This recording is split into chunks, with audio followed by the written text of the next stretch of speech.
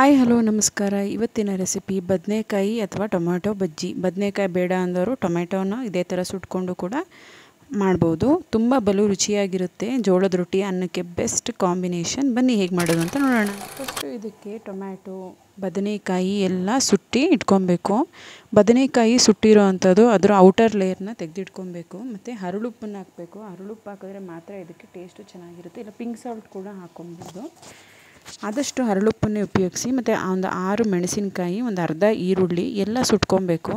Fork ಸಹಾಯದಿಂದ ಇಲ್ಲ ಸುಡೋವಂಥದ್ದು ಬರುತ್ತಲ್ಲ ಅದ್ರ ಮೇಲೆ ಇಟ್ಬಿಟ್ಟು ಸುಟ್ಕೊಬೇಕು ಗ್ಯಾಸ್ ಮೇಲೆ. ಮೊದಲೆಲ್ಲ ಇದನ್ನು ಒಲೆ ಮೇಲೆ ಹಾಗೆ ಸುಟ್ಕೊತಿದ್ರು. ಮತ್ತು ಈ ಬೆಳ್ಳುಳ್ಳಿನ ಹಾಗೆ ಸಿಪ್ಪೆ ಬಿಡಿಸ್ಬಿಟ್ಟು ಅದನ್ನೇನು ಸುಡೋ ಅವಶ್ಯಕತೆ ಇಲ್ಲ. ಫಸ್ಟು ಬೆಳ್ಳುಳ್ಳಿ ಮತ್ತು ಹರಳುಪ್ಪನ್ನ ಚೆನ್ನಾಗಿ ಜಜ್ಕೊಬೇಕು. ಫಸ್ಟು ಇದನ್ನೆಲ್ಲ ಸುಡೋಕ್ಕೆ ಒಲೆ ಯೂಸ್ ಮಾಡ್ತಿದ್ರು. ಈಗ ಗ್ಯಾಸ್ ಆಗಿರೋದ್ರಿಂದ ಗ್ಯಾಸ್ ಮೇಲೆ ಸುಟ್ಕೊಂಡ್ರೆ ಚೆನ್ನಾಗಿರುತ್ತೆ.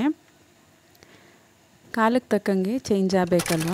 ಇವಾಗ ಬೆಳ್ಳುಳ್ಳಿ ಅದನ್ನೆಲ್ಲ ಚೆನ್ನಾಗಿ ಕುಟ್ಕೊಂಡಾದ್ಮೇಲೆ ಬೇರೆ ಎಲ್ಲ ಪದಾರ್ಥಗಳು ಫಸ್ಟು ಕೊತ್ತಂಬರಿ ಹಾಕ್ಕೊಂಡು ಕುಟ್ಕೊಬೇಕು. ನೆಕ್ಸ್ಟು ಈರುಳ್ಳಿ ಎಲ್ಲ ಹಾಕ್ಕೊಂಡು ಚೆನ್ನಾಗಿ ಕುಟ್ಕೊಬೇಕು. ಕುಟ್ಟಾದ್ಮೇಲೆ ಈ ಹದ ಬರುತ್ತೆ. ಈ ಹದ ಬಂದಮೇಲೆ ಈ ರೆಸಿಪಿನ ಉತ್ತರ ಕರ್ನಾಟಕದ ಕಡೆ ಜಾಸ್ತಿ ಮಾಡ್ತಾರೆ. ಚಿತ್ರದುರ್ಗ, ದಾವಣಗೆರೆ ಆ ಕಡೆ ಎಲ್ಲ, ಹುಬ್ಬಳ್ಳಿ ಕಡೆ ಎಲ್ಲ ಈ ರೆಸಿಪಿನ ಜೋಳದ ರೊಟ್ಟಿ ಆಗಿರ್ಬೋದು, ಮುದ್ದೆ ಆಗಿರ್ಬೋದು, ಅನ್ನ ಜೊತೆ ಬೆಸ್ಟ್ ಕಾಂಬಿನೇಷನ್. ನೀವು ಇದನ್ನು ಟ್ರೈ ಮಾಡೋದನ್ನ ಮರಿಬೇಡಿ. ಈ ವಿಡಿಯೋ ನಿಮ್ಗೆ ಇಷ್ಟ ಆಗಿದ್ರೆ ಲೈಕ್ ಮಾಡಿ, ಶೇರ್ ಮಾಡಿ ಮತ್ತು ಕಮೆಂಟ್ ಮೂಲಕ ನಿಮ್ಮ ಅಭಿಪ್ರಾಯ ತಿಳಿಸಿ. ಬಾಯ್ ಬಾಯ್.